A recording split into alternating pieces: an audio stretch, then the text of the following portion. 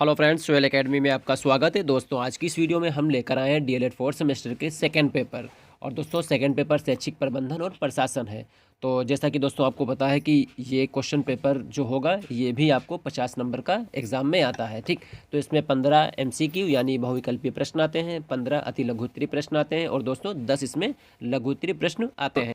दोस्तों, अब क्या है, एग्जाम का टाइम बहुत ही नज़दीक आ रहा है। ठीक है, तो दोस्तों यहाँ से हम फटाफट ऑब्जेक्टिव क्वेश्चन को हम लोग देख लेते हैं। उसके बाद दोस्तों नेक्स्ट वीडियो में हम लोग अति लघु उत्तरीय प्रश्नों को दोस्तों कवर कर लेंगे। तो दोस्तों क्या होगा, यहाँ से बहुविकल्पीय प्रश्न कोशिश करिएगा दोस्तों 15 से 15 आपके बिल्कुल राइट हों। ठीक, और अति लघु उत्तरीय प्रश्न दोस्तों ये भी ध्यान रखिएगा कि 15 से 15 आपके बिल्कुल राइट हों। ठीक है, तो यहाँ से दोस्तों स्कोर जो रहेगा वो आपका 45 और 46 के करीब लगभग यहाँ से पहुँच जाएगा। ठीक है, तो दोस्तों यहाँ से हम लोग शुरू करते हैं फटाफट इस वीडियो को और देखते हैं कि यहाँ से हमारा पहला क्वेश्चन आ जाता है कि जिला शिक्षा और प्रशिक्षण संस्थान की स्थापना किस शिक्षा नीति या आयोग के तहत की गई, यानी डाइट जो है उसकी स्थापना किस शिक्षा नीति या आयोग के तहत की गई। तो दोस्तों इसका राइट आंसर हो जाएगा नई शिक्षा नीति 1986, सी ऑप्शन इसका राइट हो जाएगा। फिर उसके बाद निम्नलिखित में से किस आकार का भवन नहीं होता, तो इसका दोस्तों राइट आंसर हो जाएगा ए आकार का या आई आकार का या ई आकार का या डी आकार का। तो दोस्तों जो भवन होगा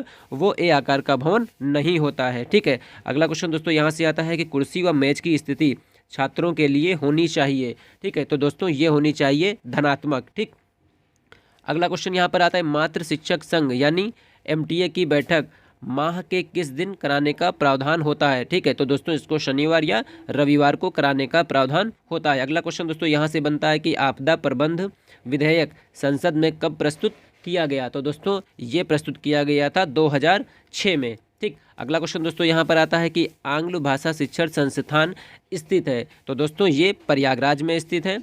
अगला क्वेश्चन दोस्तों विद्यालय प्रबंधन की विशेषता होती है, तो दोस्तों विद्यालय प्रबंधन की विशेषता जो होती है वो व्यवहारिकता होती है, लचीलापन भी उसमें होता है, उद्देश्य केंद्रित होता है। ठीक है, तो ये दोस्तों उपर्युक्त सभी आ जाएगा। दोस्तों इसमें क्या है, मैं ए बी सी और डी यानी चारों ऑप्शन इसके नहीं पढ़ रहा हूँ। ठीक है, इसमें जो राइट आंसर है मैं उसको यहाँ पर टिक कर रहा हूँ। ठीक, तो आप लोग दोस्तों क्या करिएगा, इसी तरीके से ये अति लघु उत्तरीय प्रश्न भी बन जाते हैं। जैसे कि आंग्ल भाषा शिक्षण संस्थान कहाँ स्थित है, ये अति लघु उत्तरीय में अगर आता है तो आप लोग लिखिएगा आंग्ल भाषा शिक्षण संस्थान ये प्रयागराज में स्थित है। ठीक है, जैसे आ जाता है विद्यालय प्रबंधन की विशेषताएं क्या होती हैं, तो आप बताइए कि विद्यालय प्रबंधन की विशेषताएं व्यवहारिकता हो जाती है, लचीलापन होगा और उद्देश्य केंद्रित होना चाहिए। ठीक है, तो इस तरीके से ये आपको करना है। ठीक, अगला क्वेश्चन दोस्तों यहाँ पर हमारा आता है कि प्रबंधन सहायक होते हैं, तो ए ऑप्शन नियोजन में, बी ऑप्शन अभिप्रेरणा में या सी ऑप्शन नियंत्रण में। तो दोस्तों ये हो जाएंगे उपर्युक्त सभी में। ठीक, अगला क्वेश्चन डॉक्टर जसवंत सिंह ने समय सारणी को क्या कहा, तो डॉक्टर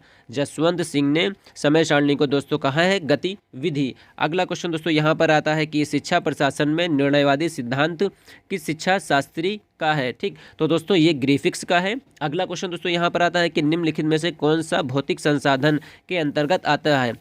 ठीक, तो छात्र छात्रा या शिक्षक या विद्यालय भवन या प्रधान अध्यापक, तो इसमें दोस्तों जो विद्यालय भवन होगा ये भौतिक संसाधन के अंतर्गत आता है। अगला क्वेश्चन दोस्तों यहाँ पर आता है कि मीना मंच का प्रमुख उद्देश्य क्या है। ठीक है, तो प्रौढ़ शिक्षा का विकास या बालिकाओं की शिक्षा का विकास या महिलाओं की शिक्षा का विकास या उपर्युक्त सभी। तो दोस्तों इसका राइट आंसर हो जाएगा ये महिलाओं की शिक्षा के विकास से संबंधित है। ठीक है, यानी इसका मुख्य उद्देश्य था महिलाओं की शिक्षा का विकास। अगला क्वेश्चन दोस्तों यहाँ पर हमारा आता है कि विद्यालय अनुदान प्राप्त होता है। ठीक है, यानी विद्यालय को कौन अनुदान प्राप्त करता है, तो राज्य सरकार या समुदाय से, ग्राम पंचायत से या जनप्रतिनिधियों से। तो दोस्तों विद्यालय को जो अनुदान प्राप्त होता है वो राज्य सरकार प्राप्त देती है। ठीक है, अगला क्वेश्चन दोस्तों यहाँ पर आता है कि विद्यालय प्रबंधन के अंतर्गत किस संगठन का समन्वय नहीं होता।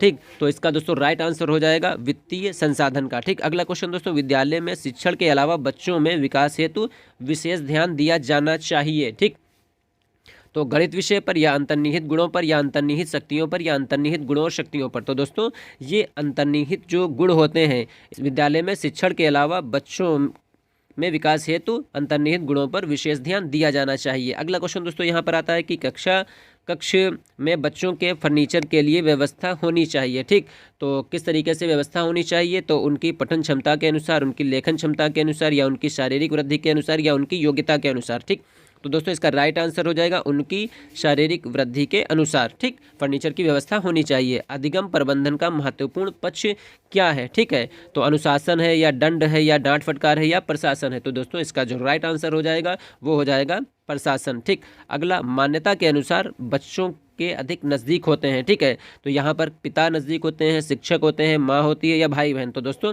इसका राइट आंसर हो जाएगा माँ होती है। ठीक है, अगला क्वेश्चन दोस्तों यहाँ पर आता है कि ग्राम शिक्षा समिति का सदस्य सचिव होता है। ठीक है, तो दोस्तों ये जो सचिव होगा वो होगा बेसिक स्कूल का जो प्रधान अध्यापक होता है, वो ग्राम शिक्षा समिति का सदस्य सचिव होता है। अगला क्वेश्चन दोस्तों यहाँ से हमारा आता है कि उचित वित्तीय प्रबंधन निर्धारित करता है। ठीक है, तो ये प्रबंधन की सफलता को दोस्तों निर्धारित करता है। अगला क्वेश्चन, शिक्षा प्रबंधन का प्रमुख कार्य क्या है? ठीक है, या शिक्षा प्रबंधन का प्रमुख कार्य है, तो आपको यहाँ से देखना है कि ए ऑप्शन को पर्यवेक्षण करना, बी ऑप्शन प्रशासन करना, सी ऑप्शन व्यवस्था करना या डी ऑप्शन नियोजन करना। तो दोस्तों इसका राइट आंसर हो जाएगा वो हो जाएगा डी ऑप्शन, इसका नियोजन करना।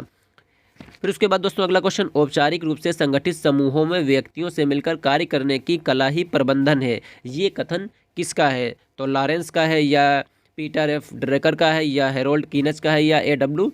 टेलर का है? ठीक है, तो दोस्तों इसका जो राइट आंसर हो जाएगा वो हो जाएगा डी ऑप्शन, एफ.डब्ल्यू. टेलर का। ठीक, अगला क्वेश्चन दोस्तों यहाँ से हमारा आता है कि विद्यालय प्रबंधन में महत्वपूर्ण भूमिका होती है।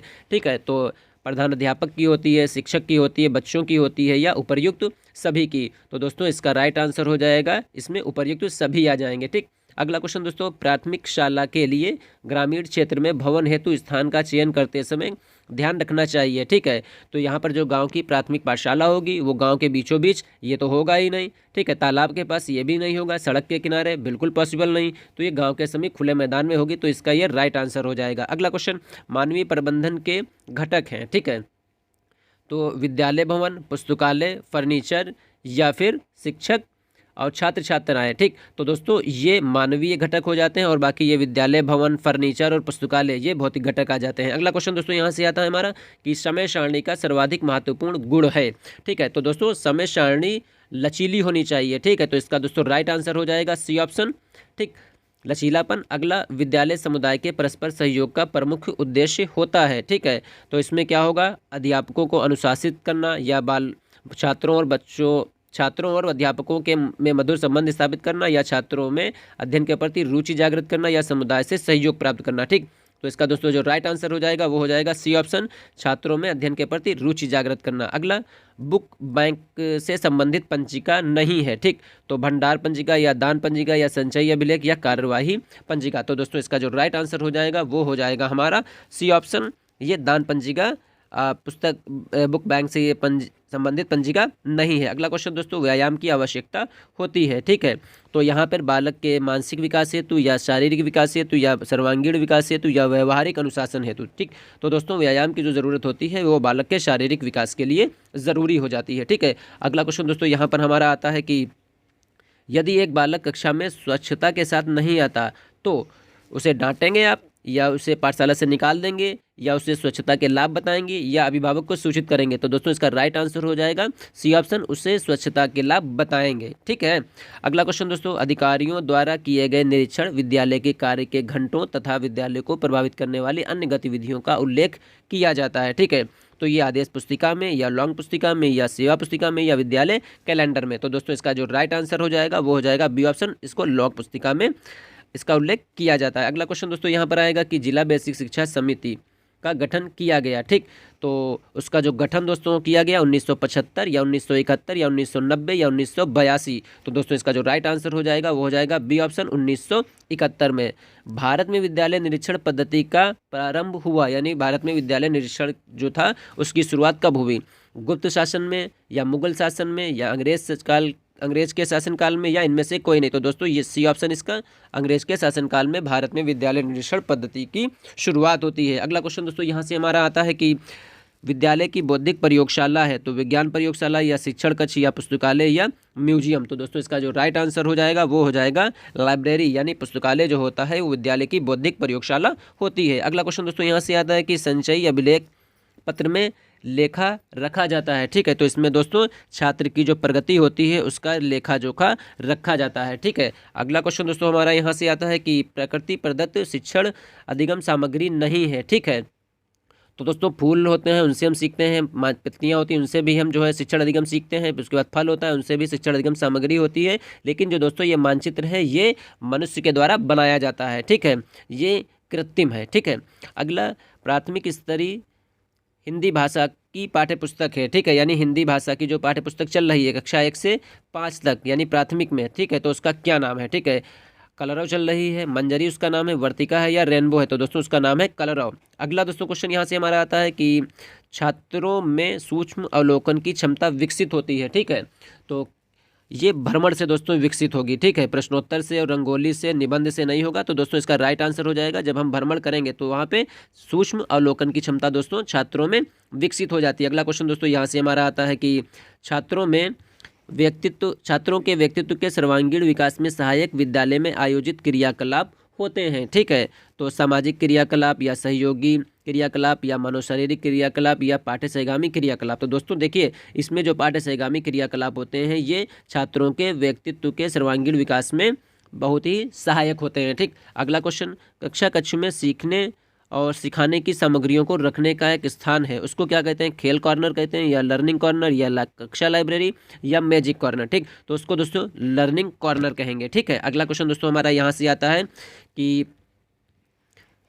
कार्य पुस्तिकाएं छात्रों को अधिक अवसर उपलब्ध कराती हैं। ठीक है, तो खेलने के या पढ़ने में या अभ्यास करने में या उपयुक्त में से कोई नहीं। तो दोस्तों जो कार्य पुस्तिकाएं होती हैं तो उससे क्या होता है, बच्चे अभ्यास करने का अधिक से अधिक अवसर प्राप्त होता है। ठीक, अगला क्वेश्चन, बेसिक शिक्षा अधिनियम पारित हुआ 1960, 1965, 1968 या 1972? तो इसका दोस्तों राइट आंसर हो जाएगा 1972। अगला क्वेश्चन दोस्तों यहाँ से आता है कि शिक्षकों को शैक्षिक सपोर्ट प्रदान करने हेतु जनपद स्तर पर स्थापित एकेडमिक संस्था। ठीक है, तो SCERT या आंग्ल भाषा शिक्षण संस्थान या ब्लॉक संसाधन केंद्र या जिला शिक्षा और प्रशिक्षण संस्थान? तो दोस्तों इसका जो राइट आंसर हो जाएगा वो हो जाएगा जिला शिक्षण और प्रशिक्षण संस्थान यानी डाइट। अगला क्वेश्चन दोस्तों यहाँ से हमारा आता है कि विद्यालय में सभी कक्षों में नियमित पाठन हेतु बनाई जाती है। ठीक है, क्या बनाई जाती है? शिक्षक डायरी, मूल्यांकन योजना, समय सारणी या इकाई योजना? तो दोस्तों ये समय सारणी बनाई जाती है। ठीक है, अगला क्वेश्चन दोस्तों यहाँ से आता है कि विद्यालय समय सारणी होनी चाहिए कठोर, लचीली, अपरिवर्तनीय या इनमें से कोई नहीं? तो दोस्तों ये लचीली होनी चाहिए। ठीक, जिला शिक्षा और प्रशिक्षण संस्थान में विभागों की संख्या है। तो दोस्तों इसमें विभागों की संख्या 7 होती है, ध्यान रखिएगा। इंदिरा गांधी राष्ट्रीय मुक्त विश्वविद्यालय यानी इग्नू की स्थापना कब हुई थी? तो दोस्तों इग्नू की स्थापना जो हुई थी वो हुई थी 1985 में। ठीक है, अगला क्वेश्चन दोस्तों यहाँ से हमारा आता है कि अध्यापक शिक्षा संस्थानों को प्रमाणित करने यानी मान्यता देने का कार्य करने वाली संस्था। तो दोस्तों ये NCTE है। ठीक है, तो दोस्तों ये राष्ट्रीय अध्यापक शिक्षा परिषद यानी NCTE है। अगला क्वेश्चन दोस्तों यहाँ पर हमारा आता है कि राज्य शिक्षा संस्थान की स्थापना किस वर्ष हुई थी? तो दोस्तों इसकी स्थापना 1964 में हुई थी। तो इसका राइट आंसर ए हो जाएगा। NCTE राष्ट्रीय अध्यापक शिक्षा परिषद का गठन किया गया। ठीक, तो इसका गठन 1995 में किया गया। कस्तूरबा गांधी बालिका विद्यालय में प्रवेश से लेकर किस कक्षा तक शिक्षा दी जाती है? तो 10वीं तक, 8वीं तक, 7वीं तक या 5वीं तक? तो दोस्तों इसमें 8वीं तक शिक्षा दी जाती है। ठीक है, अगला दोस्तों क्वेश्चन यहाँ से हमारा आता है कि सब पढ़ें सब बढ़ें किसका उद्देश्य है? तो दोस्तों ये सर्व शिक्षा अभियान का उद्देश्य है। ठीक, तो इसका दोस्तों राइट आंसर ए ऑप्शन हो जाएगा, मानवीय संसाधन नहीं है। ठीक है, तो बालक, शिक्षक, प्रधान अध्यापक या श्यामपट्ट? तो दोस्तों इसमें देखिए श्यामपट्ट मानवीय संसाधन नहीं है। क्लियर। अगला दोस्तों क्वेश्चन यहाँ पर आता है कि नगर शिक्षा संसाधन केंद्र जो कि नगर क्षेत्र के लिए है उसका संक्षिप्त नाम क्या होता है? तो दोस्तों इसका संक्षिप्त नाम URC होगा। अगला क्वेश्चन दोस्तों यहाँ पर आता है कि मानवीय प्रबंधन के घटक हैं विद्यालय भवन, पुस्तकालय, फर्नीचर या फिर शिक्षक, बच्चे और समुदाय? तो दोस्तों इसका राइट आंसर डी ऑप्शन हो जाएगा, शिक्षक, बच्चे और समुदाय। NIOS की स्थापना कब हुई थी? तो दोस्तों इसकी स्थापना 1989 में हुई थी। अगला क्वेश्चन दोस्तों यहाँ पर आता है सूचना का अधिकार विधेयक लोकसभा में कब लाया गया? तो दोस्तों ये लोकसभा में लाया गया 2004 यानी दिसंबर 2004 में लाया गया। अगला क्वेश्चन दोस्तों यहाँ पर हमारा आता है कि भारत की प्रथम मनोवैज्ञानिक शाला स्थित है। ठीक है, तो इसका दोस्तों राइट आंसर हो जाएगा ये लखनऊ में स्थित है। उसके बाद बाल गणना पंचिका है। ठीक है, तो ये इसका हो जाएगा, ये विद्यालय अभिलेख होता है, शैक्षिक अभिलेख या सामाजिक या आर्थिक अभिलेख नहीं, ये विद्यालय अभिलेख होता है। उसके बाद दोस्तों प्राकृतिक आपदाएं कितने प्रकार की होती हैं? तो दोस्तों प्राकृतिक आपदाएं दोस्तों होती हैं 5 प्रकार की। अगला क्वेश्चन दोस्तों यहाँ पर हमारा आता है कि समय सारणी से बचत होती है। ठीक है, तो समय सारणी से दोस्तों बचत होती है आय की या समय और श्रम की या शिक्षण की या व्यय की। तो दोस्तों इससे समय और श्रम जो होता है वो बच जाता है। साहित्यिक गतिविधि है नृत्य या कहानी लेखन या शैक्षिक भ्रमण या उच्चारण प्रतियोगिता। तो दोस्तों ये जो शैक्षिक भ्रमण होता है ये साहित्यिक गतिविधि होती है। अगला क्वेश्चन दोस्तों आता है टीईटी का पूरा नाम। ठीक, तो यह शिक्षक योग्यता परीक्षा या शिक्षक पात्रता परीक्षा या शिक्षक अभिवृत्ति परीक्षा या शिक्षक शिक्षण परीक्षा। तो दोस्तों ये शिक्षक पात्रता परीक्षा होती है, टीचर एलिजिबिलिटी टेस्ट होता है। ठीक है, अगला दोस्तों क्वेश्चन यहाँ पर हमारा आता है कि विद्यालय की संरचना हेतु निर्माण संबंधी कितनी योजनाएं प्रचलित हैं? ठीक है, तो 4, 5, 2 या 3। तो दोस्तों इसका राइट आंसर हो जाएगा 3। अभिभावक शिक्षक संघ यानी पीटीए की बैठक माह के किस दिन कराने का प्रावधान होता है? तो दोस्तों ये शनिवार या रविवार को कराने का प्रावधान होता है। परिषदीय विद्यालयों में श्यामपट्ट सामान्य रूप से कितने प्रकार के होते हैं? तो दोस्तों ये 4 प्रकार के होते हैं। अगला क्वेश्चन दोस्तों यहाँ पर हमारा आता है कि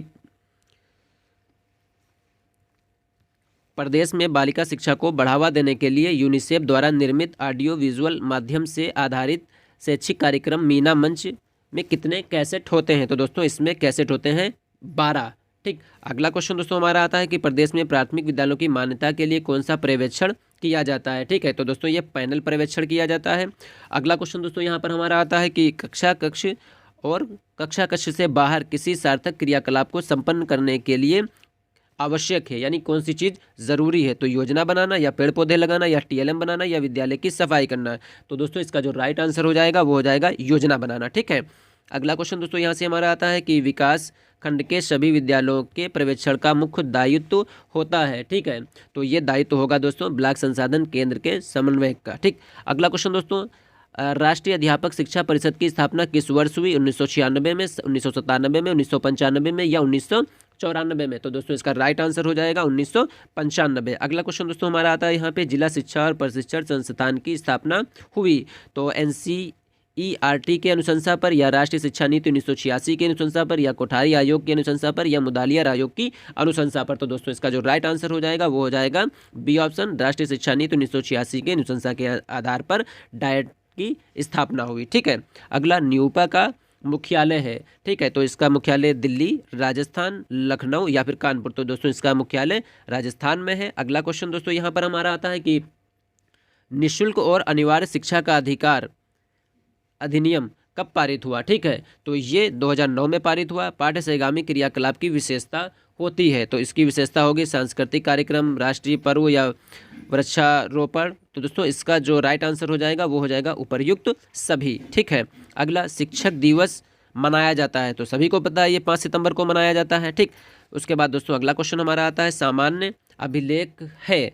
ठीक है, तो दोस्तों इसमें सामान्य अभिलेख क्या है? लॉग बुक है या पीटीए है या एमटीए है या सभी? तो दोस्तों इसका जो राइट आंसर हो जाएगा वो हो जाएगा सभी। ठीक, अध्यापक से संबंधित अभिलेख है तो उपस्थिति पंजिका, अवकाश पंजिका या अध्यापक डायरी या सभी? ठीक, तो इसका दोस्तों राइट आंसर हो जाएगा सभी। लॉग बुक है, विद्यालय की डायरी, परिवार डायरी या आबा दोनों या कोई नहीं? तो दोस्तों ये विद्यालय की डायरी होती है। अगला क्वेश्चन हमारा आता है लोच का सिद्धांत संबंधित है, तो दोस्तों ये समय सारणी से संबंधित होता है। अगला क्वेश्चन दोस्तों हमारा आता है कि न्याय का सिद्धांत संबंधित है। ठीक, तो समय सारणी से, विद्यालय से, शिक्षक से या फिर कोई नहीं? तो दोस्तों ये समय सारणी से संबंधित होता है। डायट मेंटर है, डायट संकाय का सदस्य, विद्यालय का सदस्य या आबार दोनों या इनमें से कोई नहीं? तो दोस्तों इसका राइट आंसर हो जाएगा डायट संकाय का सदस्य, डायट मेंटर है। ठीक है, अगला क्वेश्चन दोस्तों यहाँ से हमारा आता है कि मानवीय प्रबंधन के कितने घटक होते हैं? तो दोस्तों इसके घटक होते हैं 3। ग्राम शिक्षा समिति का सदस्य सचिव होता है, तो ये होता है प्रधान अध्यापक।